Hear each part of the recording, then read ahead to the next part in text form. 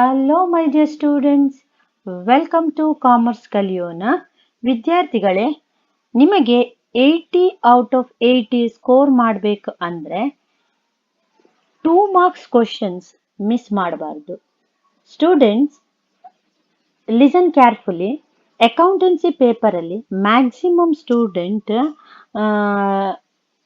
6 marks ಮತ್ತು 12 marks ಮೇಲೆ focus ಮಾಡ್ತಾರೆ.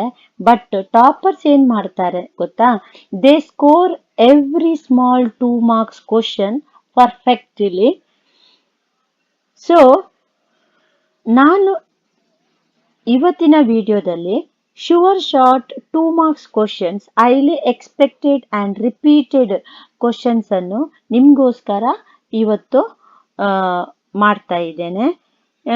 ಇದಕ್ಕೆ ನೀವು ಜಸ್ಟ್ 1 ಡೇ ಪ್ರಿಪರೇಷನ್ ಮಾಡಿದ್ರು ಕೂಡ ನೀವೇನ್ ಮಾಡ್ಬೋದು, 15 to 20 ಮಾರ್ಕ್ಸ್ ಸೆಕ್ಯೂರ್ ಮಾಡ್ಬೋದು. ಯಾಕೆಂತ ಹೇಳಿದ್ರೆ 1 ಮಾರ್ಕ್ಸ್ ಇಂದ ಕೂಡ ಕೇಳ್ತಾರೆ, 2 ಮಾರ್ಕ್ಸ್ ಕೂಡ ಕೇಳ್ತಾರೆ, ಫಿಲ್ ಇನ್ ದ ಬ್ಲಾಂಕ್ಸ್ ಕೂಡ ಕೇಳ್ತಾರೆ ಇದರಿಂದಾಗಿ. ಸೊ 15 to 20 ಮಾರ್ಕ್ಸ್ ಸೆಕ್ಯೂರ್ ಮಾಡ್ಬೋದು. ಪೇಪರ್ ಕಾನ್ಫಿಡೆನ್ಸ್ ಡಬಲ್ ಆಗುತ್ತೆ, ಪ್ರೆಸೆಂಟೇಷನ್ ಸ್ಟ್ರಾಂಗ್ ಆಗ್ತದೆ. ಈ ಸ್ಮಾಲ್ ಕ್ವಶನ್ಸ್ ನಿಮಗೆ ಬಿಗ್ ಇಂಪ್ಯಾಕ್ಟ್ ಅನ್ನು ಕೊಡುವಂಥದ್ದು. ಸೊ ಇನ್ನು ನಾವು ತಡ ಮಾಡೋದು ಬೇಡ. ಈ ಕ್ವಶನ್ನ ಬಗ್ಗೆ ನಾವು 1 by 1 ನೋಡೋಣ. ಈಗ ಫಸ್ಟ್ ಚಾಪ್ಟರ್ ಏನು ಹೇಳ್ತದೆ? Accounting for partnership basic concept. ಆಯ್ತಾ? Basic concept. ಇಲ್ಲಿ ನಾನು ಎಲ್ಲಾ ಕ್ವಶನ್ ಅನ್ನು ಟಚ್ ಮಾಡೋದಿಲ್ಲ, ಯಾವುದು ರಿಪೀಟೆಡ್ ಆಗಿ ಕೇಳ್ತಾರೆ ಅದಕ್ಕೆ ಮಾತ್ರ ನಾವು ಟಚ್ ಮಾಡೋಣ. ಇಲ್ಲಿ ಡಿಫೈನ್ಡ್ ಪಾರ್ಟ್ನರ್ಶಿಪ್ ಅಂತ ಕೇಳ್ತಾರೆ. ಇಲ್ಲಿ 1 ಮಾರ್ಕಿಗೆ ಪಾರ್ಟ್ನರ್ಶಿಪ್ ಆಕ್ಟ್ ಕೇಳ್ಬೋದು, ಸೆಕ್ಷನ್ಸ್ ಕೇಳ್ಬೋದು, ಮತ್ತೆ 2 ಮಾರ್ಕ್ಸಿಗೆ ಪಾರ್ಟ್ನರ್ಶಿಪ್ ನ ಡೆಫಿನೇಷನ್ ಕೇಳ್ಬೋದು. ಓಕೆ, ಪಾರ್ಟ್ನರ್ಶಿಪ್ ಡೆಫಿನೇಷನ್ ಅನ್ನು ನಾವು ಫಸ್ಟ್ ಇಯರ್ ಇಂದ ಕೂಡ ನೋಡ್ತಾ ಬರ್ತೇವೆ, ಕಲಿತಾ ಬರ್ತೇವೆ ಅಲ್ವಾ? ಬಿಸ್ನೆಸ್ ಸ್ಟಡಿಯಲ್ಲಿಯೂ ಕೂಡ ಉಂಟು, ಅಕೌಂಟೆನ್ಸಿಯಲ್ಲಿಯೂ ಕೂಡ ನಾವೀಗ ಕಲಿತಾ ಇದ್ದೇವೆ. Partnership is a relationship between person who have agreed to share the profit of the business. It is carried by all or any of them acting for all. Next, its features ಕೇಳ್ತಾರೆ ಕೆಲವು ಸಲ. 2 or more person ಆಗಿರ್ಬೋದು, agreement, mutual agency, unlimited liability. Next, any 2 methods of maintaining the capital account of partner. ಇದು ಜಾಸ್ತಿ ಆಗಿ ಬರ್ತದೆ ಈ topic ಅಲ್ಲಿ. ಅದರ ಮೆಥಡ್ಸ್ ಕೇಳಬಹುದು, ಅಥವಾ ಡಿಫರೆನ್ಸ್ ಕೇಳಬಹುದು, ಅಥವಾ ಫಿಕ್ಸ್ಡ್ ಕ್ಯಾಪಿಟಲ್ ಅಂದ್ರೆ ಏನು, ಫ್ಲಕ್ಚುಯೇಟಿಂಗ್ ಕ್ಯಾಪಿಟಲ್ ಅಂದ್ರೆ ಏನು, ಈ ರೀತಿ ಎಲ್ಲ ಕೇಳ್ತಾರೆ. ಅಥವಾ ಮೆಥಡ್ಸ್ ಅನ್ನು ಬರೀರಿ ಅಂತ ಹೇಳ್ತಾರೆ.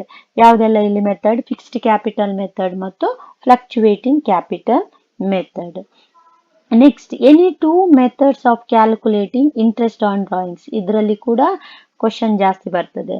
Product method, average period method, direct method, etcetera. Next, partnership deed content ಕೇಳ್ತಾರೆ. ಆಯ್ತಾ? Name and address of the firm, partner, sharing profit, capital contribution, ಯಾವುದು ಕೂಡ ಬರೀಬಹುದು ಅಲ್ವಾ? ನೆಕ್ಸ್ಟ್, ಫಿಕ್ಸ್ಡ್ ಕ್ಯಾಪಿಟಲ್ ಮತ್ತು ಫ್ಲಕ್ಚುಯೇಟಿಂಗ್ ಕ್ಯಾಪಿಟಲ್ ಅನ್ನು ಕರೆಕ್ಟ್ ಆಗಿ ಕಲ್ತ್ರೆ ಡಿಫರೆನ್ಸ್ ಬರಿಬಹುದು, ಮೀನಿಂಗ್ ಬರಿಬಹುದು ಅಲ್ವಾ? ಮೆಥಡ್ಸ್ ಬರಿಬಹುದು, ಎಕ್ಸೆಟ್ರಾ. ಫಿಕ್ಸ್ಡ್ ಕ್ಯಾಪಿಟಲ್ ಅಲ್ಲಿ ಏನ್ ಮಾಡ್ತೇವೆ? 2 ಅಕೌಂಟ್ಸ್ ಅನ್ನು ಪ್ರಿಪೇರ್ ಮಾಡ್ತೇವೆ. ಯಾವುದೆಲ್ಲ? ಕ್ಯಾಪಿಟಲ್ ಅಕೌಂಟ್ ಮತ್ತು ಕರೆಂಟ್ ಅಕೌಂಟ್. ಇಲ್ಲಿ ಒಂದೇ ಅಕೌಂಟ್ ಅನ್ನು ಪ್ರಿಪೇರ್ ಮಾಡ್ತೇವೆ, ಅದೇ capital account. Fixed capital word ಅಲ್ಲೇ ಹೇಳಿದಾಗೆ ಕ್ಯಾಪಿಟಲ್ ವಿಲ್ ಬಿ ಫಿಕ್ಸ್ಡ್, ಇಲ್ಲಿ ಕ್ಯಾಪಿಟಲ್ ವಿಲ್ ಬಿ ಫ್ಲಕ್ಚುಯೇಟಿಂಗ್. ಇಲ್ಲಿ ಆಲ್ವೇಸ್ ಕ್ರೆಡಿಟ್ ಬ್ಯಾಲೆನ್ಸ್, ಎಲ್ಲಿ? Capital account. But fluctuating capital ಅಲ್ಲಿ ಡೆಬಿಟು ಬರ್ಬೋದು, ಕ್ರೆಡಿಟು ಬರ್ಬೋದು. ಆಯ್ತಾ? ಇಲ್ಲಿ ಹೈಯೆಸ್ಟ್, ಈ ಚಾಪ್ಟರ್ ಅಲ್ಲಿ ಹೈಯೆಸ್ಟ್ ಕ್ವಶನ್ ಬರ್ತದೆ ನಿಮ್ಗೆ. ನೆಕ್ಸ್ಟ್, ಮೊನ್ನೆ ಪ್ರಿಪರೇಟರಿಗೆ ಕೇಳಿದ್ದಾರೆ, ನೀವು ನೋಡಿರ್ಬೋದು. Interest on state any rules relating to the following absence of partnership deed. ಯಾವುದೆಲ್ಲ?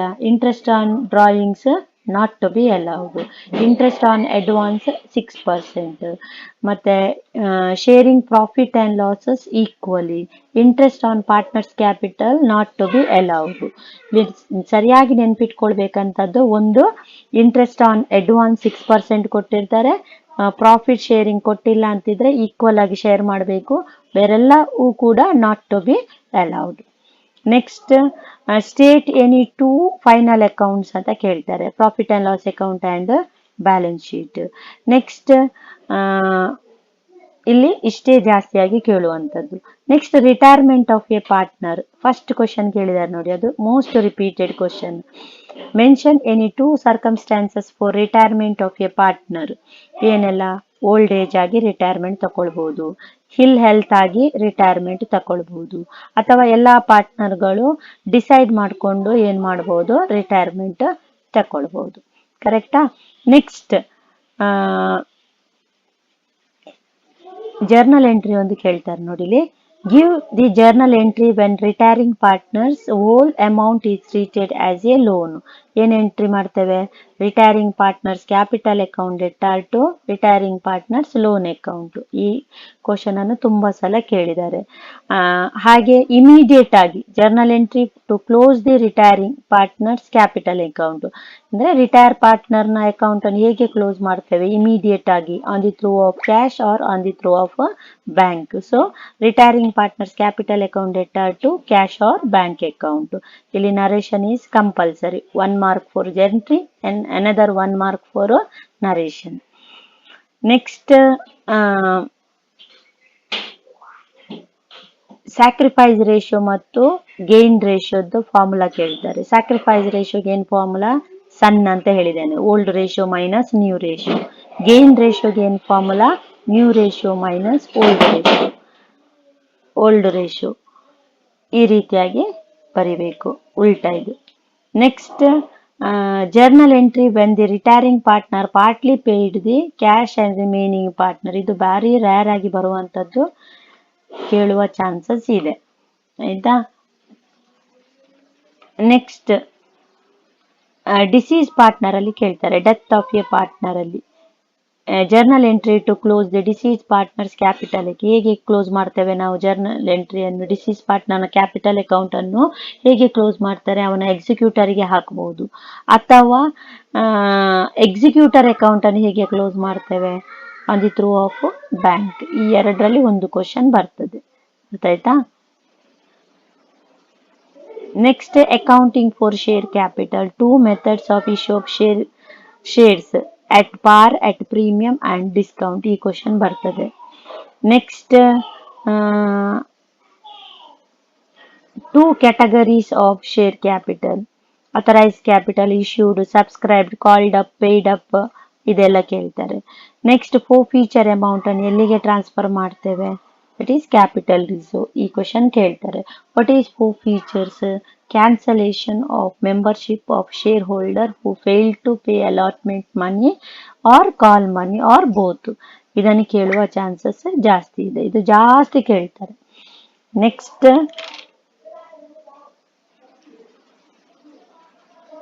Types of shares, equity shares ಮತ್ತು ಪ್ರಿಫರೆನ್ಸ್ ಶೇರ್ಸ್, ಆಯ್ತಾ? ಇದನ್ನು ನೋಡ್ಕೊಳ್ಳಿ.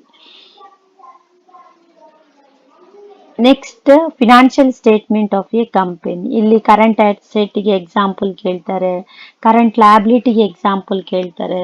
ಇದು ಹೆಚ್ಚಿನವರು ಮಿಸ್ಟೇಕ್ ಮಾಡ್ತಾರೆ. ಕರೆಂಟ್ ಅಸೆಟ್ಸ್ ಅಂತ ಹೇಳಿದ್ರೆ ಏನು? Expected to be settled a period of exceeding 12 months, ಅಂದ್ರೆ 1 ವರ್ಷದ ಒಳಗೆ ಸೆಟಲ್ಮೆಂಟ್ ಮಾಡುವುದಕ್ಕೆ ನಾವು ಕರೆಂಟ್ ಲಯಬಿಲಿಟೀಸ್ ಅಂತ ಹೇಳ್ತೇವೆ. ಇಲ್ಲಿ ಕರೆಂಟ್ ಅಸೆಟ್ಸ್ಗೆ ಎಕ್ಸಾಂಪಲ್ ಕೇಳ್ಬೋದು, ಕರೆಂಟ್ ಲಯಬಿಲಿಟಿಗೆ ಕೂಡ ಎಕ್ಸಾಂಪಲ್ ಕೇಳ್ಬೋದು. ಇಲ್ಲಿ ಕರೆಂಟ್ ಲಯಬಿಲಿಟಿಗೆ ಎಕ್ಸಾಂಪಲ್ ಯಾವುದೆಲ್ಲ? ಕ್ರೆಡಿಟಾರ್ಸ್, ಬಿಲ್ಸ್ ಪೇಬಲ್, 1 ವರ್ಷದ ಒಳಗಡೆ. ನಾನ್ ಕರೆಂಟ್ ಲಯಬಿಲಿಟಿ ಅಂತ ಹೇಳಿದ್ರೆ 1 ವರ್ಷಕ್ಕಿಂತ ಮೇಲೆ, ಎಕ್ಸೀಡಿಂಗ್ 12 months, ಅದಕ್ಕೆ ಡಿಬೆಂಚರ್, ಲಾಂಗ್ ಟರ್ಮ್ ಲೋನ್ಸ್ ಇದು, ಆಯ್ತಾ? ಹೀಗೆ ಕರೆಂಟ್ ಅಸೆಟ್ ಕೇಳ್ಬೋದು, ನಾನ್ ಕರೆಂಟ್ ಅಸೆಟ್ ಕೇಳ್ಬೋದು, ಅರ್ಥ ಆಯ್ತಾ? ಇಲ್ಲಿ ಜಾಸ್ತಿ ಕ್ವಶನ್ ಬರ್ತದೆ. ನೆಕ್ಸ್ಟ್ ಇನ್ನೊಂದು ಈಗ ಕೇಳ್ತಾ ಇದ್ದಾರೆ, ಯಾವುದು? ಲೂಸ್ ಟು ಯಾವ ಹೆಡ್ಡಿಂಗ್ ಅಲ್ಲಿ ಬರ್ತದೆ, ಪ್ರಪೋಸ್ ಡಿವಿಡೆಂಟ್ ಯಾವ ಹೆಡ್ಡಿಂಗ್ ಅಲ್ಲಿ ಬರ್ತದೆ ಬ್ಯಾಲೆನ್ಸ್ ಶೀಟ್ ಅಲ್ಲಿ ಅಂತ. ಈ ಟೈಪ್ ನ ಕ್ವಶನ್ಸ್ ಕೂಡ ಬರ್ತದೆ.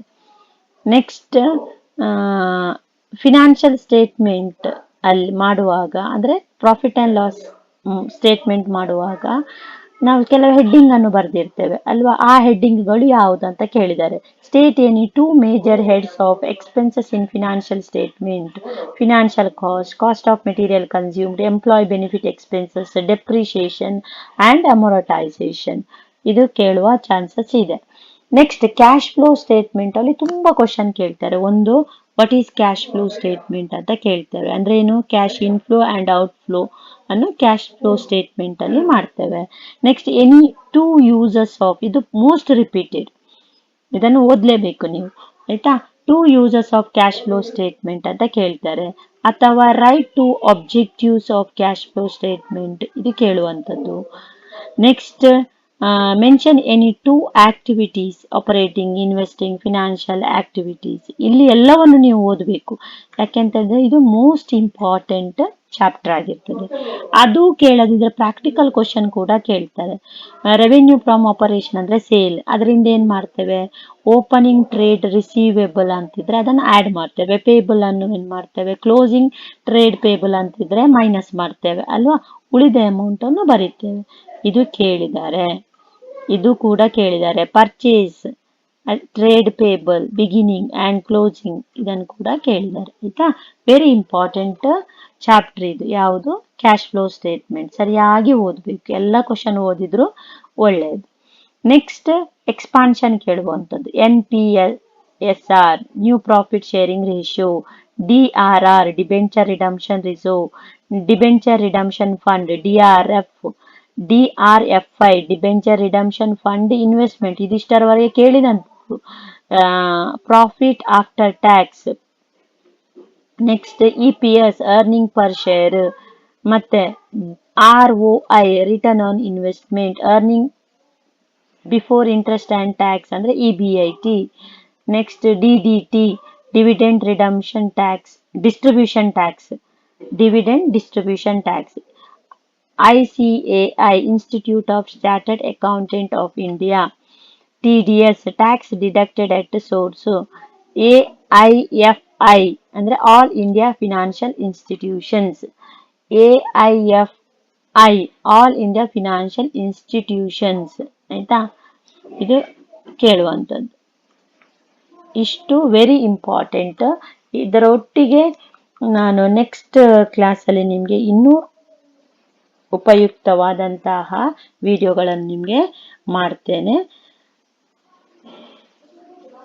ಹಾಗೆ ಯಾರೆಲ್ಲ ಈ ವಿಡಿಯೋವನ್ನು ನೋಡ್ತಾ ಇದ್ದೀರಿ, ದಯವಿಟ್ಟು ನಿಮ್ಮ ಫ್ರೆಂಡ್ಸ್ಗಳಿಗೂ ಕೂಡ ಶೇರ್ ಮಾಡಿ, ಅವರಿಗೂ ಇದು ಬೆನಿಫಿಟ್ ಆಗ್ತದೆ. ಹಾಗೆ ಇನ್ನಷ್ಟು ವಿಡಿಯೋಗಳು ನಿಮಗೆ ಬೇಕಾದಲ್ಲಿ ಕಮೆಂಟ್ನ ಮುಖಾಂತರ ತಿಳಿಸಿ. ಹಾಗೆ ಯಾರೆಲ್ಲ ಸಬ್ಸ್ಕ್ರೈಬ್ ಮಾಡದೆ ನೋಡ್ತಾ ಇದ್ದೀರಿ, ದಯವಿಟ್ಟು ಸಬ್ಸ್ಕ್ರೈಬ್ ಮಾಡಿ ನೋಡ್ಕೊಳ್ಳಿ ಮಕ್ಕಳೇ. So student, now you are understood one important things: 2 marks questions are not small, they are your score boosters ಅಲ್ವಾ. if you are prepared these properly, you can score 15 to 20 marks easily. You can reduce your exam tension also. You can increase your total score confidently. Remember, topper do not ignore small marks. Topper collect every single mark. From today, you also think like a topper. Practice these questions today itself. Revise once before exam and go to exam hall with full confidence. If this video helped you, please like, share with your friends and subscribe to Commerce Kalyona for more sure short content. See you in the next powerful exam strategy video. All the best for your second PUC accountancy exam. Thank you one and all.